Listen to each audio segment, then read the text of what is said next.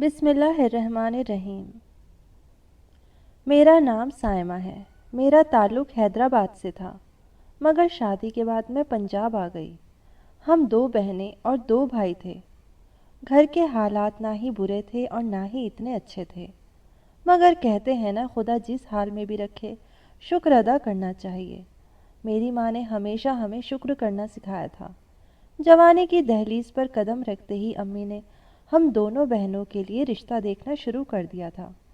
मेरे दोनों भाई बड़े थे और दोनों की ही शादियां हो चुकी थी।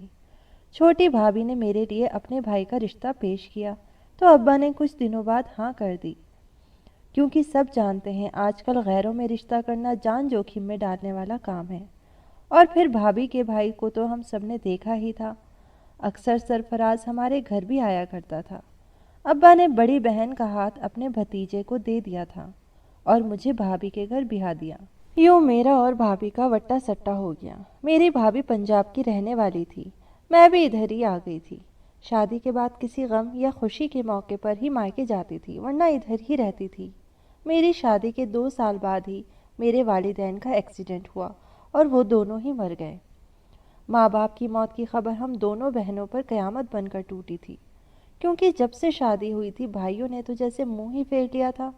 मायका माँ बाप से ही था और अब वो ख़त्म हो गया था। मेरा एक देवर और एक नंद भी थी। नंद मेरी भाभी ही थी। देवर मुझे बहुत लाडला था। जब से मैं इस घर में आई थी वो मुझे बहुत इज्जत देता था। अपने दिल की सारी बातें मुझसे करता, कभी कभी तो मुझसे गले तक मिल लेता। मैंने भी कभी एतराज़ नहीं किया था, क्योंकि वो मुझे अपना बच्चा ही लगता था। मेरे ससुर का इंतकाल मेरी शादी से पहले का हो चुका था। सास जिंदा थी मगर बीमार रहती थी और फिर कुछ महीने बाद वो भी फौत हो गई। चुनांचे इस घर में मैं बड़ी बहू के साथ साथ माँ भी थी। आए गए सब रिश्तेदारों को देखना मेरा फ़र्ज़ था। मेरा शौहर एक शरीफ इंसान था जो मुझसे बेहद मोहब्बत करता था, मगर अक्सर मैं देखती कि वो परेशान रहते, ज़्यादा बातचीत नहीं करते थे। कभी तो वहम समझती तो कभी उनसे पूछने की कोशिश करती, सरफराज आपको क्या हुआ है, आप क्यों परेशान रहते हैं? तो मेरे शौहर मुझे कहते, मेरी प्यारी बीवी कुछ नहीं हुआ, मैं ठीक हूँ। शादी के 2 साल बाद अल्लाह ने मुझे प्यारी सी बेटी दी, जिसका नाम सरफराज ने माहम रखा। माहम हम सबकी जान थी। वो जब से पैदा हुई पूरा घर उसके आने से चहकता था। अदील तो उसे बेतहाशा प्यार करता था, मगर पता नहीं ऐसा क्या था कि मुझे अदील की नीयत पर शक सा पड़ा रहता, क्योंकि माहम जब मेरे और सरफराज के दरमियान सोई रहती तो सुबह उसकी दोनों टांगें बंधी हुई होती। कुछ अरसे बाद मेरे शौहर को काम के सिलसिले में दूसरे शहर जाना पड़ा। वहाँ इनका लगभग 1 महीना लग जाना था। घर में देवर, मैं और माहम थी। माहम जब भी सोती उसकी दोनों टांगें बंधी हुई होती। मैं ये देखकर अब डरना शुरू हो गई थी, क्योंकि मैं उसके साथ सोई होती तब भी ऐसा ही होता था। माहम की उम्र उस वक्त तकरीबन 6 साल थी। एक दिन मेरा देवर मुझे कहने लगा, भाभी मैं माहम को अपने साथ लेकर जा रहा हूँ, ताकि वो बाहर जाकर कुछ खेल ले। बच्ची घर में रहकर बोर हो जाती है। मेरे शौहर क्योंकि बाहर गए थे और माहम उन्हें बहुत याद करती थी। मैंने सोचा चलो कोई नहीं, माहम घर रहकर तंग आ गई होगी। मैंने माहम को अदील के साथ भेज दिया। लेकिन मैं क्या जानती थी कि मुझ पर इतनी बड़ी क़यामत टूटने वाली है, ऐसी क़यामत जिसका मैंने कभी सोचा भी नहीं था। 4 घंटे के बाद जब अदील घर आया तो वो हकला रहा था और उसके चेहरे की हवाइयाँ उड़ी हुई थी। मैंने उसको देखकर इशारे से पूछा कि क्या हुआ है और तुम ऐसे क्यों हकला रहे हो, और माहम किधर है? मैंने उसे इधर उधर देखकर आवाज़ें लगाना शुरू की, मगर वो होती तो कोई जवाब देती ना। जब मुझे वो नहीं दिखी तो मैंने अदील से पूछा, अदील मेरी माहम किधर है? तुम इसे अपने साथ लेकर गए थे, अभी वो कहाँ है? क्या तुम उसे अपने किसी दोस्त के घर छोड़कर आए हो? मेरे देवर ने ऊंची आवाज़ में रोना शुरू कर दिया और कहा, भाभी मुझे माफ़ कर दें, माहम कहीं खो गई है। मैं और वो साथ वाले बाग में खेल रहे थे, अचानक कोई औरत आई जिसने बुर्का पहना हुआ था।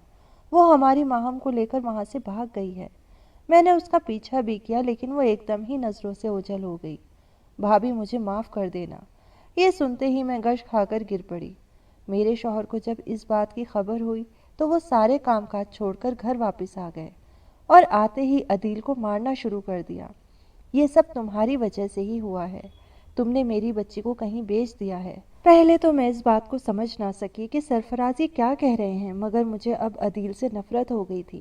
ماہم کو کھوئے ہوئے 2 سال ہو گئے تھے، لیکن ابھی تک وہ ہمیں نہیں ملی تھی۔ ان سب میں یہ بات بہت عجیب تھی کہ میرا دیور اور میرا شوہر دونوں ہی ایک دوسرے سے نظریں چراتے تھے۔ میں ابھی صبر کر چکی تھی، بس دعائیں مانگتی تھی کہ میری بچی جہاں بھی ہو ٹھیک ہو۔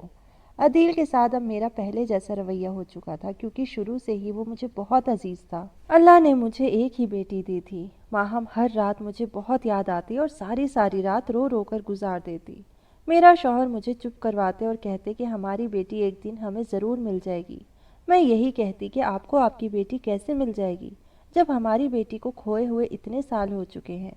جب سے میری بیٹی کھوئی تھی تب سے میرا دیور مجھ سے ہر اتوار شرط لگاتا کہ دیکھنا بھابھی، آج ہمیں ہماری ماہم ضرور مل جائے گی، اور پھر میں زردے کی دیگ بنوا کر تقسیم کروں گا۔ میں اسے پاگل کہہ کر ایک چپت لگا دیتی، کیونکہ اب تو اس کی شکل بھی مجھے بھول گئی تھی، اتنے عرصے سے ماہم کو دیکھا نہیں تھا۔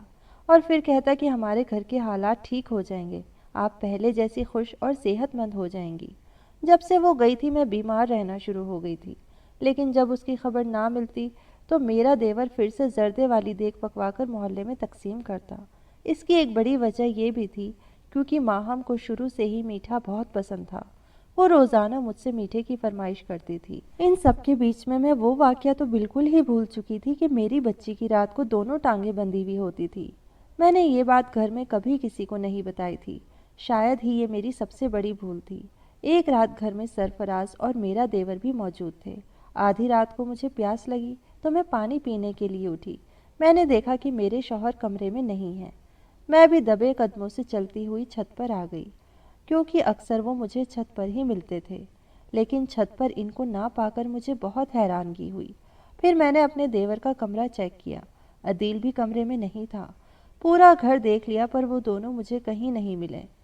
ابھی کچھ ہی منٹ گزرے تھے کہ مجھے اپنے گھر سے کچھ آوازیں سنائی دینے لگی، جیسے ہمارے گھر میں کوئی اور شخص بھی موجود ہے۔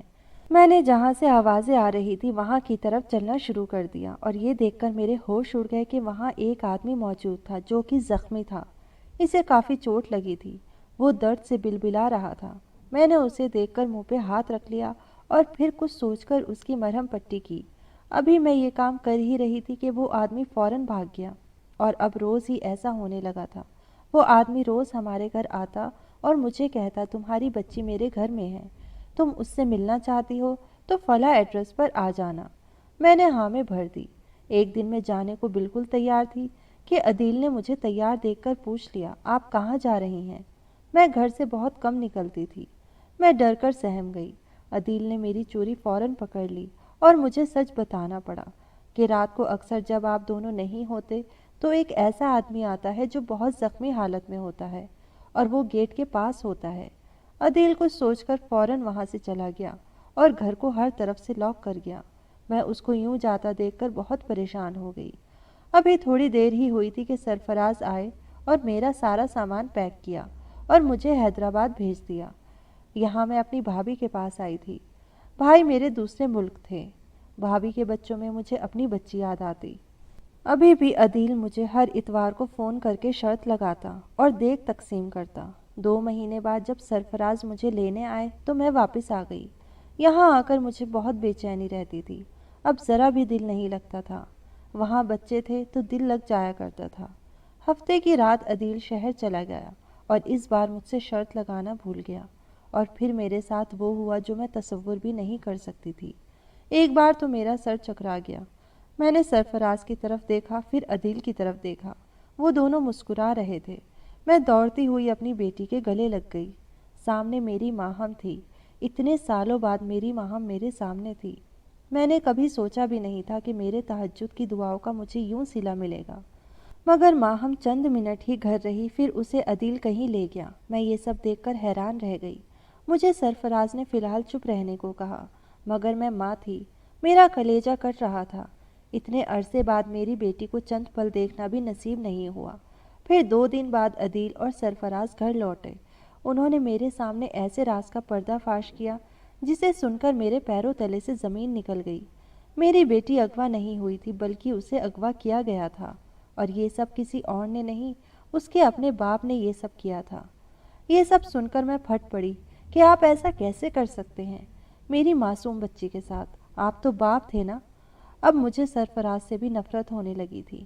میں فوراً کمرے میں آ گئی اور خود کو کمرے میں بند کر لیا۔ پتہ نہیں کتنے ہی گھنٹے گزر گئے تھے جب میری آنکھ کھلی۔ میں کمرے سے باہر آئی تو ہال میں میری نند یعنی میری بھابھی بیٹھی تھی۔ اتنی رات بھابھی کو ادھر دیکھ کر میں پریشان ہو گئی۔ پھر انہوں نے مجھ پر مزید اس حقیقت کو کھولا اور بتایا کہ ماہم نے رونا شروع کر دیا۔ پر وہاں بیٹھے تینوں لوگ جیسے جیسے مجھے بتا رہے تھے میرا سر چکرا رہا تھا۔ میرا شوہر کوئی عام آدمی نہیں بلکہ فوج کے خفیہ ایجنسی میں کام کرتا تھا۔ میرا دیور بھی اسی ایجنسی کا ہی حصہ تھا۔ میرے شوہر کو ایک مشن پورا کرنا تھا، کچھ دہشت گردوں کا خاتمہ کرنا تھا، مگر ان سب میں مجھے اور ماہم کو نقصان پہنچ سکتا تھا، ہماری جان جا سکتی تھی۔ اسی لیے انہوں نے ماہم کو اغوا کر لیا اور اتنے سالوں تک وہ اپنی پھپھو کے ساتھ رہتی رہی۔ ماہم کی پھپھو نے اس کی بہت اچھی تربیت کی تھی۔ سرفراز مجھے بتا رہے تھے کہ دشمنوں کے قدم ہمارے گھر تک پہنچ سکتے ہیں۔ ہمیں اتنے سال اس مشن کو پورا کرنے میں لگ گئے۔ عدیل نے جو کچھ کیا وہ جھوٹ تھا، تو پھر وہ عورت کون تھی جو باغ میں سے بچی کو اٹھا کر لے گئی تھی؟ عدیل نے بتایا کہ یہ کام آپ کی نند نے کیا تھا۔ بھلا ان سے بہتر یہ کام کون کر سکتا تھا؟ سرفراز نے یہ بھی بتایا کہ ماہم کے پاؤں ہم خود باندھتے تھے۔ ہم دیکھنا چاہتے تھے کہ کیا تم اس کے بارے میں کچھ بتاتی ہو یا نہیں، تمہیں ہم پر اعتماد ہے یا نہیں۔ پر افسوس سائمہ، تم نے ہمیں کچھ بھی بتانا گوارا نہ کیا۔ پھر ہمیں یہ منصوبہ اپنانا پڑا۔ اور وہ آدمی جو زخمی ہوا تھا وہ کون تھا؟